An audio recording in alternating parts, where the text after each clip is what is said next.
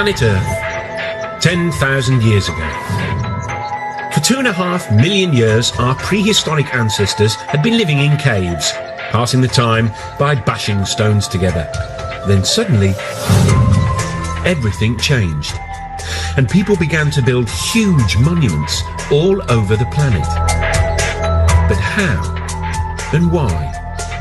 It's the biggest mystery in human history, but not for some people. Thousands of years ago, when our forefathers were primitive Stone Age people, some extraterrestrials visited our Earth.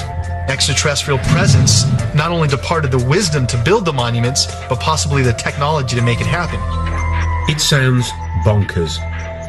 But could aliens have started civilization and built some of the most famous monuments on Earth?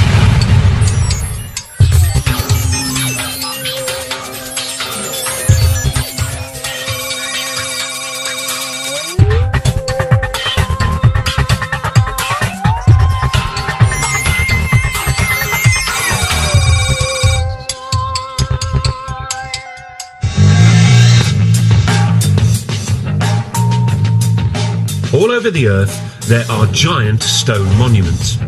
Almost everyone knows they were created thousands of years ago by ancient man. But could almost everyone be wrong? According to the official history books, buildings like the pyramids and Stonehenge are triumphs of human engineering, which mark the beginning of our human civilization. But there are a few nagging questions about them, like why they seem to appear out of the blue.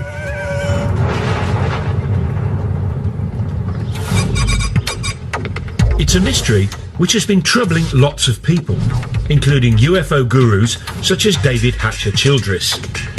Well, one of the great enigmas of the past and of humanity is that people just like us have been around for at least 100,000 years. And then suddenly, a few thousand years ago, we just stepped out of our caves and started building all these giant monuments. One of the mysteries here is not only how did ancient man build all these giant megalithic monuments, but why? Over the years, scientists have struggled to explain it. Some suggested it was to do with agriculture. The birth of agriculture meant we could suddenly feed armies of workers. Others said it was all about the birth of religion. Early civilizations were desperate to placate gods. But now, there's another explanation.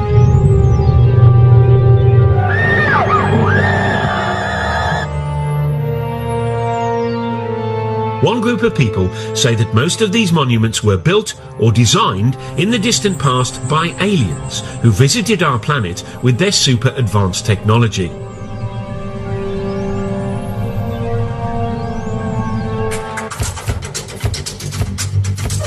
One believer is Jason Martell. He lives in California and runs a dating agency.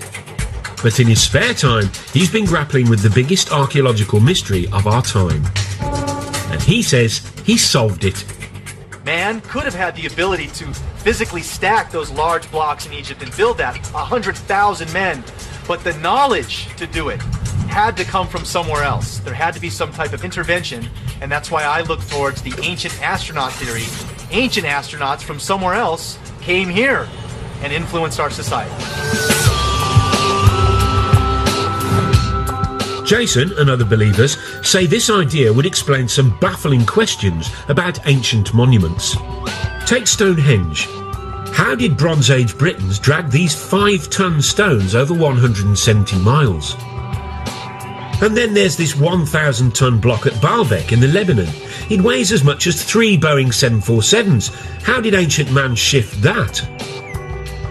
And then there's the biggest controversy of all, the Pyramids of Giza. The biggest one is made from 2.5 million blocks of stone. It was built in just 20 years and is lined up exactly with the North Pole, less than 1/10 of a degree out. According to the experts, the answer is simple. The ancient Egyptians were just terribly clever, worked very fast and very hard. And they created a whole tourist industry in only a few decades. But that doesn't convince the likes of Jason Martell. Many of the ancient sites around the world display a type of brilliance that we don't attribute to ancient man. If ancient man is living in clay huts and using stone tools, they're not going to have the advanced mathematics and geometry to lay out some of the sites that we have today. How did ancient man build things like Stonehenge? How did they get the Giza pyramids to line almost 1/10 off a degree to actual north? So what do the official Egypt experts say? Egyptologists think there's no big mystery. Archaeologists, they say, have dug up lots of evidence near the pyramids. The broad features are fairly clear. We've got the barracks where the workmen lived, we've got the tombs of the architects. Also, for some of the unfinished pyramids, we have got the ramps which were used to drag the blocks into place. So although the minutiae of the construction process isn't known, probably is unknowable, I think the big picture is perfectly clear. The problem for believers in ancient alien astronauts is that we can't ask the aliens themselves. Or can we? Lisa Royal Holt says that she knows that aliens built ancient monuments. That's because she is an intergalactic medium who's in direct spiritual contact with an alien called Sasha. Apparently, Sasha lives billions of miles away, but luckily, reception is crystal clear. Over to you, Lisa. Well, greetings to you. This is Sasha.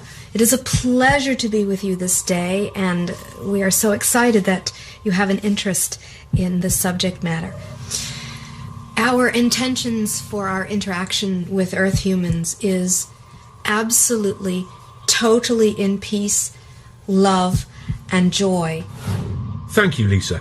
I mean, Sasha. That's very reassuring. But what about the pyramids? Who built them? In ancient days, my forefathers came to Earth. We were seeking another place to colonize. The monuments were built by extraterrestrials, usually for actual scientific purposes. Okay, we'll be back with the aliens soon, so we can hear firsthand about what experiments they got up to. But first, let's meet the godfather of the ancient alien astronaut theory, the man scientists and archaeologists love to hate. Traditional archaeology don't like mysteries. They have the answer for everything. They just declare something, and the rest of the world has to believe it.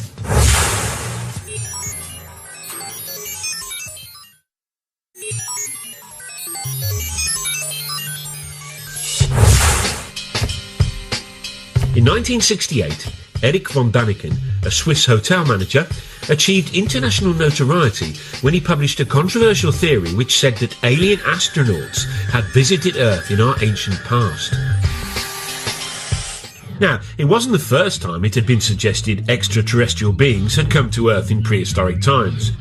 This, after all, had been a staple of science fiction fantasy for years. But Erich's idea had a rather crucial difference. He said it was true. His book, Chariots of the Gods, sold more than 60 million copies worldwide. And he quickly became an international superstar. Erich seemed to give the world a brand new space-age version of human history. Thousands of years ago, when our forefathers were still Stone Age people, some extraterrestrials arrived. Von Däniken argued that those extraterrestrials helped build ancient monuments. His career as a solver of ancient mysteries began, he says, in the 1960s. While other people were taking drugs and generally rebelling, Erich was pondering ancient buildings, and one in particular, the Great Pyramid of Egypt.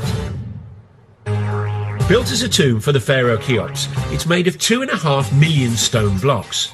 Some of the biggest weigh up to 80 tons and were transported from quarries hundreds and hundreds of miles away. And that was 1,000 years before the invention of the wheel. To Erich von Däniken, that posed a huge question. Not why the aliens didn't give us the wheel, but another big question. This is the largest man-made monument on Earth.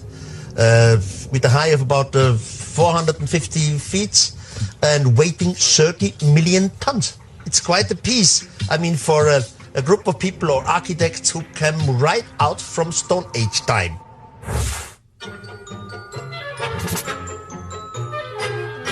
Von Daniken's theories make academic Egyptologists ever so slightly irritated. Von Daniken doesn't seem to like human beings very much. He does them down, claims that people are just out of the Stone Age. Well, the Stone Age actually ended some centuries before the pyramids were built, for starters. As far as I'm concerned, Erich von Daniken is a one-man self-publicity machine.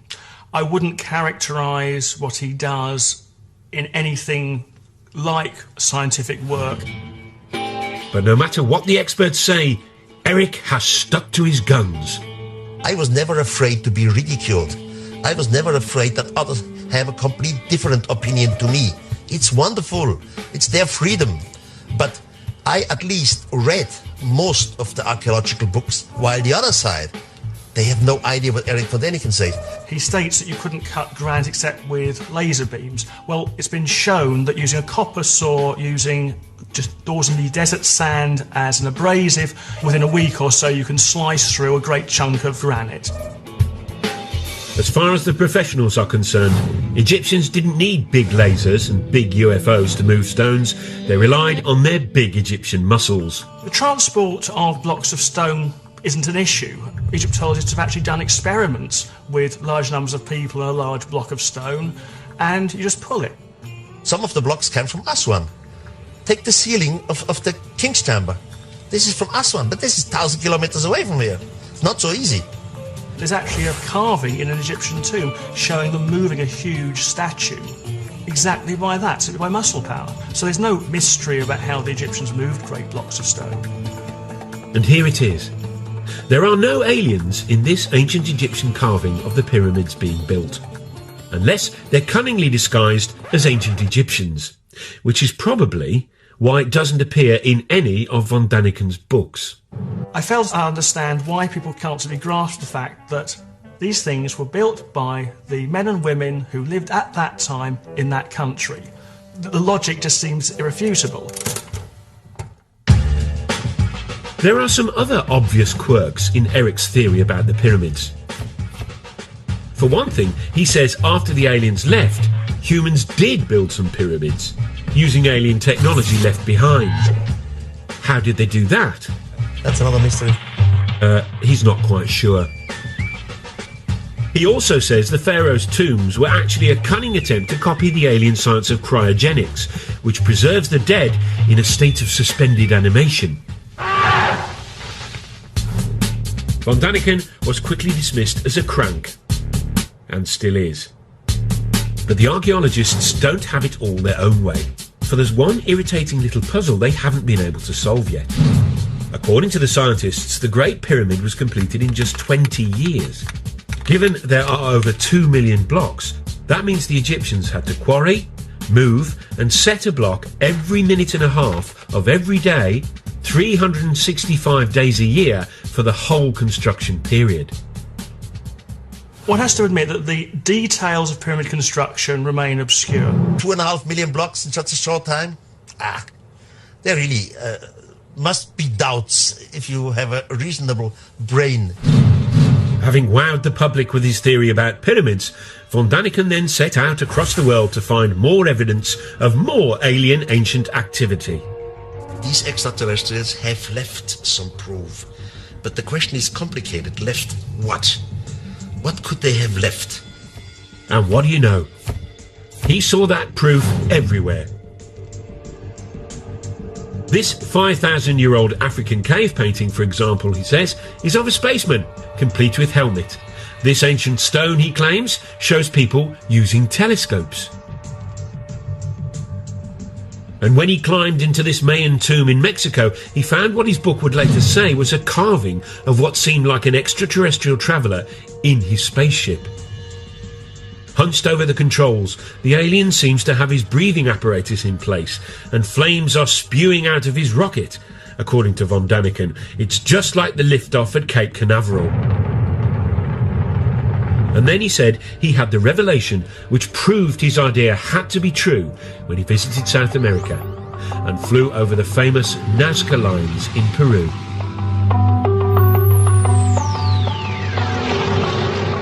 These ancient patterns, drawn into the desert, stretch for miles. Some are weird shapes. But mysteriously, those weird shapes can only really be seen from the sky. I had my first flight over Nazca, and it was very, very impressive because you can see it only from the air. Then you fly higher, then you see something who looks like airstrips. You think, this is fascinating, this is incredible, this is not normal for the natives. And then the question comes, why have they done it, and why exactly here? Archaeologists say these lines are irrigation channels or religious symbols, but von Daniken says he has a much more convincing explanation involving, yes, you guessed it, aliens. We had a mother spaceship around the Earth. From the mother spaceship, smaller vehicle came down, and they were looking for some kind of mineral and whatever. And they make their discoveries and disappeared again. The first lines, he said, were left by accident by the aliens who left marks when they landed and took off in their UFOs. The natives came and see the line of landing because sand and little stones are blown away. And now the natives start to make lines like they have seen created by some mysterious god. Eric believes that the Nazca were so impressed by the visiting aliens, they thought they were gods and set out to copy the lines themselves. He says it was an effect similar to that modern Westerners had on Stone Age tribes in the 20th century. New Guinea tribespeople thought the first Westerners they saw were gods who had come down from the heavens in silver birds. They worshipped them long after they'd gone and even built model planes and airfields hoping to lure the silver birds back. But it didn't work for the poor old Peruvians, though. The aliens never returned. And instead, they got the Spanish. Eric is now convinced that all over the world, ancient man had mistaken aliens for gods. This realisation has had a dramatic effect on him. He was a devout Catholic, but isn't anymore. How did it change my life? First of all, it changed my religion. Now I'm praying to some thing which I cannot understand, which I know it exists. As soon as you start to understand it in a cosmical way, it changes your point of view concerning religion and concerning having right. I cannot live anymore with cults and psychology. Eric von Daniken has a brand new explanation for the whole of human development.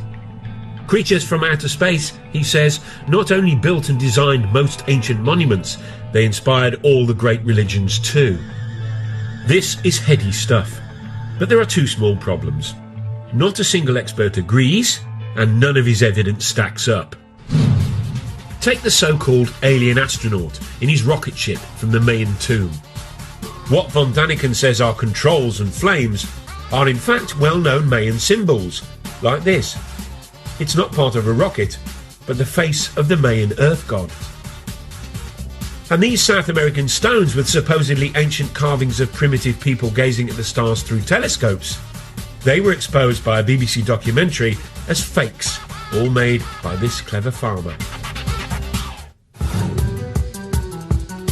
But that hasn't stopped Eric's runaway success. His 29 books have sold 63 million copies and been translated into 32 languages. Brian Appleyard is a leading British author who's written on the public's fascination with UFOs. He thinks von Daniken's success is down to people's growing distrust of experts, which leads to a taste for conspiracy theories. Now, people by the 60s and 70s, and because of the Cold War, people were paranoid, convinced that governments were lying to them, convinced that something was concealed, and convinced that the world was not as we were told it was. So people were ripe for a story. They were ready to hear a story about extraordinary things. The von Daniken phenomenon seems unstoppable. He makes so much money from his books, he recently opened his very own theme park, which celebrates his unorthodox beliefs. Complete with reconstructions of some of the ancient monuments. You see great things like the desert of Nazca in Peru, like Stonehenge. It's a laser show, by the way. In a breathtaking laser show, the visitor experiences the spectacular sight of Stonehenge. There's even a guided tour which aims to answer all those big questions you've been dying to have answered. Did the mythical continent of Mu ever exist? What is the secret of the underwater structures off the Japanese island of Yonaguni? Von Daniken's success has also inspired a whole new generation of authors, including the likes of New Age writer David Hatcher Childress. People are attracted to Eric's theories, I think, because there are genuinely unexplained mysteries of the past. And we really don't have all of the answers to why mankind, supposedly a primitive mankind, would go through the tremendous effort to build many of these giant monuments. Eric von Daniken has definitely been one of the pivotal people that I've looked to grab onto the coattails of his information and really start to look at this information in a new light. But these new believers have a battle on their hands. Scientists don't care whether the mythical continent of Mu ever existed. If aliens visited the Earth, scientists want proof. I think the first thing I would say about whether the knowledge to build pyramids was given to the Egyptians by extraterrestrials is simply, where's the evidence? If you think about man's fairly limited extraterrestrial experience of going to the moon, look at the amount of space junk which has been left around simply by going there and coming back. Wouldn't you have thought that if spacemen had been to Egypt and had been teaching the people how to do these things, there'd be at least the odds of leftover broken plastic somewhere? The believers, though, say they've found some evidence, although whether it's very convincing is a whole different question. According to them, aliens did leave some space-age technology behind. This 2,000-year-old pottery jar, for example. It was discovered in Baghdad in 1938. Inside it were copper and iron rods, similar to a modern battery. Back in California, Jason Martell has built his very own replica. What we're looking at basically is just a simple clay pot formed with the clay found naturally in that region, and then using a simple copper lining and a iron metal rod down the center. This was in back in their days used either a rubber or an asphalt stopper. Jason fills the pot with an acid solution, vinegar, and now he's expecting something spectacular to happen. All right, the moment of truth.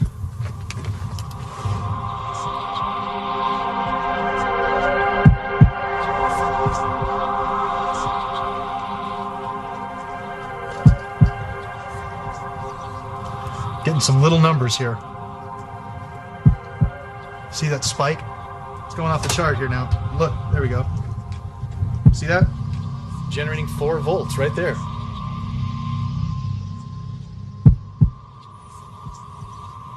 What we attribute to ancient man, they deserve a lot more credit than we're giving them. Because obviously we can test the devices with our understandings of technology and get a reading. Here we are, 4 volts right there from the battery.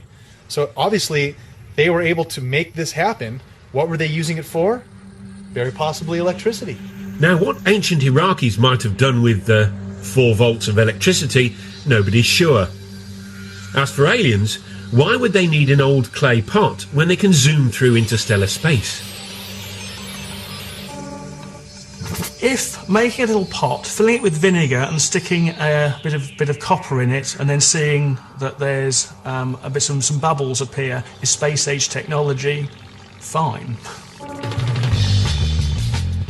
Back at Eric's theme park, the Baghdad battery is given pride of place, alongside an object based on an Egyptian drawing which he claims was an electric light bulb. The Egyptologists, though, say it's a well-known symbol and is actually just a snake inside a flower. The spoil sports. But Eric is convinced the ancient Egyptians used electricity to light up the dark passages in their pyramids. Someone must have nicked all the wires. Now, you may have been thinking that aliens could have brought us something more useful than the odd light bulb. Well, the same thought occurred to this man. He believes they brought the technology to tap into a cosmic energy source, which they then linked to all the ancient monuments on the Earth.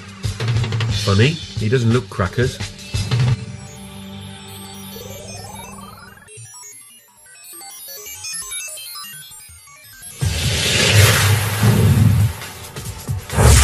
One of the things that makes human beings sort of special is that we live in big, sophisticated societies full of big, complex buildings. It's called civilization.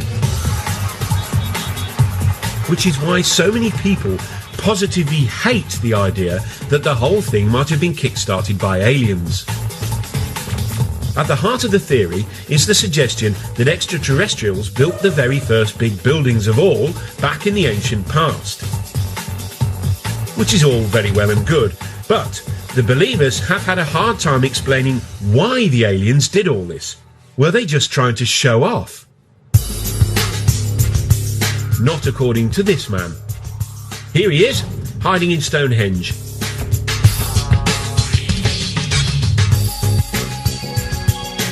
Now, according to the scientists, Stonehenge was built in 3000 BC. The 5-ton stones were dragged 170 miles by ancient British people to celebrate the sun, it's thought. Which is all very interesting. But not quite interesting enough for David Hatcher-Childress. He says Stonehenge might instead have been a fuel stop for ancient aliens. He came up with his interesting theory after he discovered what he says are mysterious energy lines. He believes the Earth is covered with these invisible lines in a strange network. If it all sounds a little unlikely, it has at least got a cool-sounding name. The World Energy Grid. The world grid is an intelligent geometric pattern of the Earth and its energies. A wave of the sunlight hits the Earth and wraps the Earth like a ball of string of energy, creating this energy grid. As you might have guessed, no scientist believes in this grid or the energy that it apparently contains. But according to Hatcher-Childress, that's just because they're too sceptical for their own good. The aliens, though, knew about the energy grid and tapped into it. How? By building ancient monuments on key intersections of the grid, obviously.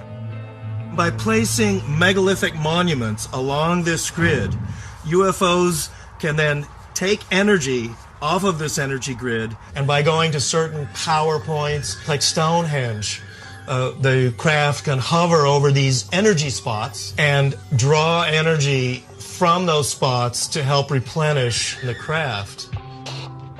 Now, why these giant fuel stops are all built out of big lumps of stone, Childress doesn't say. But maybe we could tap into this energy nowadays. Of course we can't. Over to you, David, to explain exactly why not. I know many people must have difficulty in imagining this energy grid around the planet, but it's a lot like this racetrack. Here on this racetrack, we have a geometric formation. It's all interconnected. We have the cars running along this energy grid. But if any part of this racetrack is disconnected or broken, the cars won't have the energy anymore and they won't be able to run along the track. So unfortunately, because the ancient monuments like Stonehenge are nothing more than ruins, the world energy grid has broken down. So no free energy for us. But apparently, the aliens didn't just use the ancient monuments for energy. Oh no. Many of the megalithic monuments, including pyramids, Stonehenge, are actually antennas that can be used by UFOs. So there you go. Stonehenge wasn't just a place where druids hung out. It may have been used by ancient aliens to phone home. Or maybe not. Oh sure, they're from another planet. But talking of phoning home, where might these ancient aliens have actually come from? There is one man who should know.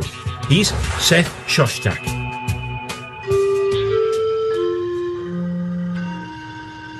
He heads up SETI, the Search for Extraterrestrial Intelligence. This is a scientific study that's been scouring the constellations for the last 20 years, listening for radio signals from alien life forms. It turns out that lots of scientists believe that life probably did arise somewhere else other than the Earth. After all, the universe contains trillions and trillions of stars. Seth Shostak has devoted his life to being the first to prove it. You know, the universe is vast. It seems that most stars have planets. There are going to be lots of other worlds that are just as nice as the Earth for life. The question is, has life arisen on those worlds? Planet X. Jason Martell is convinced aliens are from there. He says that the ancient Sumerians from Iraq believed in a 10th planet in our solar system, which modern science hasn't yet discovered. Sumerians, he says, believed that's where their gods, the Anunnaki, hung out. Again, the Anunnaki are the beings supposedly that come from Planet X, another planet within our solar system that modern science is currently trying to look for. That planet does exist. It's possible we have ancestors living on that planet. Just a minute. Ladies and gentlemen, we bring you this special radio television broadcast in order to give you the very latest information on an amazing phenomenon. It was looking good for Planet X when in July 2005 astronomers announced they had actually discovered a big blob way out beyond Pluto. They called it Planet Xena. But they've now realised it's really small and full of gas. So not likely to be the home of the Anunnaki or our ancient alien visitors. But there's one candidate for alien life that obsesses more people than any other. It's our closest neighbour, Mars. It's also the planet that's most like our own. Some scientists are convinced it has water, and for years NASA has been probing and exploring it. So far, no signs of aliens. But in 1976, they were looking for signs of tiny bacteria, when instead they found this. This photo of the plain of Cydonia contains what most astronomers are convinced are some large rocks. But to some people, they look suspiciously like this.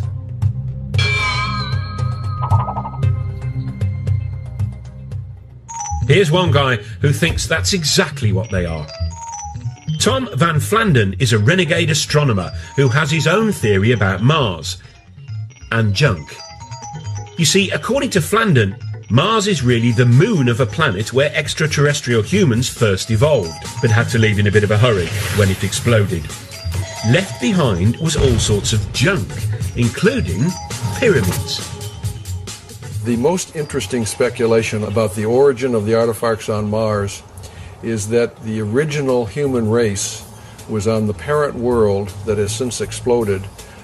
They built things on their moon, Mars, but before the end of their civilization, which they saw coming, they transferred their species to the most nearly habitable planet, which would have been Earth. We'd sure like to get higher resolution images of this and other pyramid-shaped objects on Mars and see if they are truly pyramids. But are these really pictures of Martian pyramids, you ask? Tobias Owen was a NASA scientist on the mission that took the photographs. He's what you might call unconvinced. My job there was to examine pictures as they were coming in of the surface of Mars in regions that we thought would be safe for the spacecraft to land. There was a small group of people who felt that this was an example of an alien construction, that there was life on Mars, or there had been life on Mars. NASA promptly issued a denial, which for believers was obviously proof of a monumental cover-up. You know, the interesting thing about NASA's track record, NASA, National Aeronautic Space Association, could also stand for Never a Straight Answer. In its inception in 1959 or so, NASA consulted a big think tank called the Brookings Institute, which advised NASA, if you ever find extraterrestrials, these things need to be handled cautiously. For one, society in general and religious institutions aren't quite ready to accept an extraterrestrial presence. Pyramids on Mars were spooky enough, but then things got really out of hand when NASA released another batch of photographs from the plain of Cydonia. And near the pyramid shapes was something else. A rocky outcrop that some people felt had an eerie resemblance to something familiar. Something that ancient astronaut believers have long connected with aliens. Yep, that other famous tourist site in Egypt. Very interestingly enough, NASA first took an image of the face on Mars and they labeled it head. And This photograph was quickly dismissed by NASA as a trick of light and shadow. It's not really a face on Mars, it's just a lighting angle difference. Wrong answer. Here we have a face in pyramids on Mars, a sphinx in pyramids in Egypt. There has to be a connection, a Mars-Earth connection. To the scientist, though, it was just a natural feature. This is the kind of thing that we see on the Earth in various places. There's a famous one in New Hampshire in the United States called the Old Man in the Mountain. And there's a tendency among us humans to try to see images of ourselves in nature. And here was a perfect example, but happened to be on Mars. The common sense explanation is simple. Human beings are just hardwired to recognize faces, even when faces aren't there. Over to a psychologist to explain. Faces are very important to humans from infancy. They're so important that we perceive faces even in a stimulus that is not a face. For example, this plate of eggs in front of me looks very much like a face. We can see eyebrows, two eyes, a nose, and a mouth very readily. Well, when I look at the first image that was taken of the structures on Mars, I see it very, very clearly as a face. Here's an eye, here's the bottom part of a nose, here's the outline of a face. This is a low-resolution image, and I'm quite convinced by that interpretation. However, when I look at the more recent image, which is a much more high-resolution image, I'm very hard-pressed to see that as a face. Now, could I see it as a face? I could.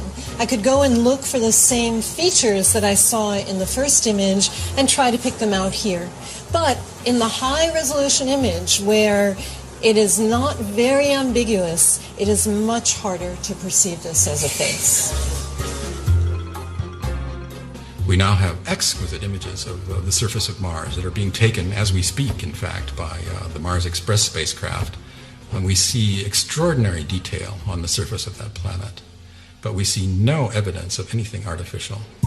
So Mars may not have a sphinx, and it probably doesn't have any pyramids. And so far, it hasn't got any signs of life at all. So where do the ancient aliens come from? It's time to consult someone who should really know. An alien herself. Lisa Royal Holt, a cosmic medium, claims she can communicate with aliens. Apparently, she hooks up to the extraterrestrials by putting herself into a self-hypnotic trance. She says she's been doing it for years. It wasn't until I was in college when I was studying hypnosis, and I learned to put myself in an altered state. And when I did that, I started to realize that I was very intuitive and that sometimes I would receive messages. I'm able to actually hear or sense the communications and then verbally communicate them. Right now, her favourite phone buddy is a female alien called Sasha, who takes over Lisa's brain and communicates through Lisa's voice. We are about to do a channeling session. I will go into a meditative state. You are going to hear from Sasha, who says she's from the Pleiades. You mean the Pleiades, a cluster of stars in the constellation of Taurus, otherwise known as the Bull. Tell us, Sasha, if it's not too personal a question, what do girls from the Pleiades look like? In my world, I actually do have what you would know to be a physical body, though it exists in a slightly different dimension. I could walk down your street and pass as a human, but you would probably look at me and feel there was something strange about me.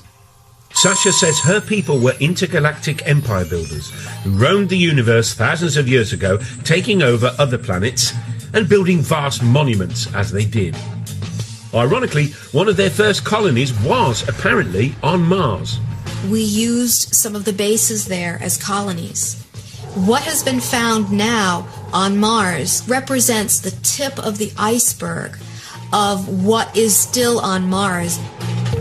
But Mars was merely a stopover for Sasha's people. She says they soon turned their attention to us. My forefathers thus have been very interested in Earth for a very, very long time. It's time to find out the answer to the biggest question of all about the ancient astronauts. Why did they come here? According to Sasha, they may have been up to more than building monuments and starting civilization. Could they have created the human race?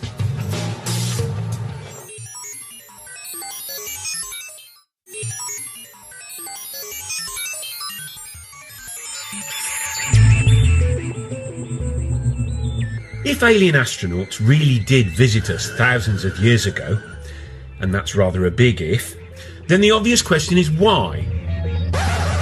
What is it? I don't know.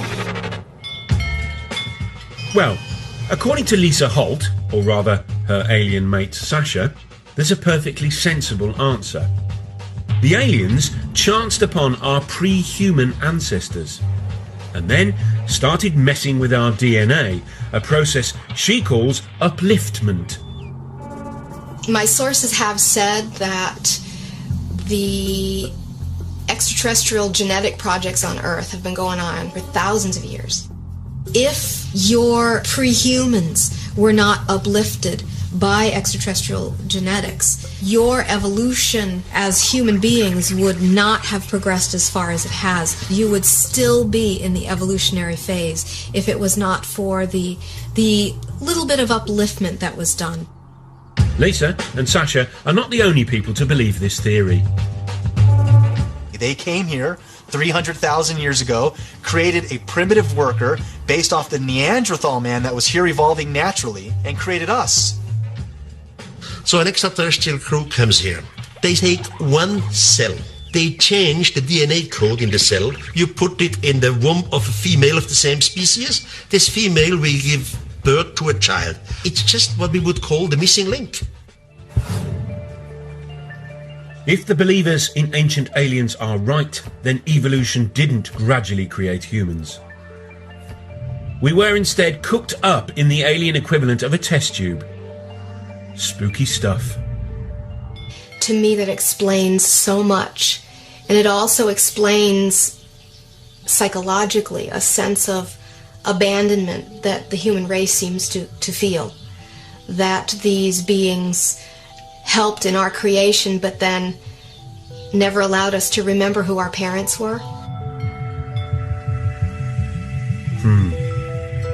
Now, it all might sound like cobblers, but the notion of visiting aliens as godlike creators takes alien conspiracy ideas to their ultimate conclusion.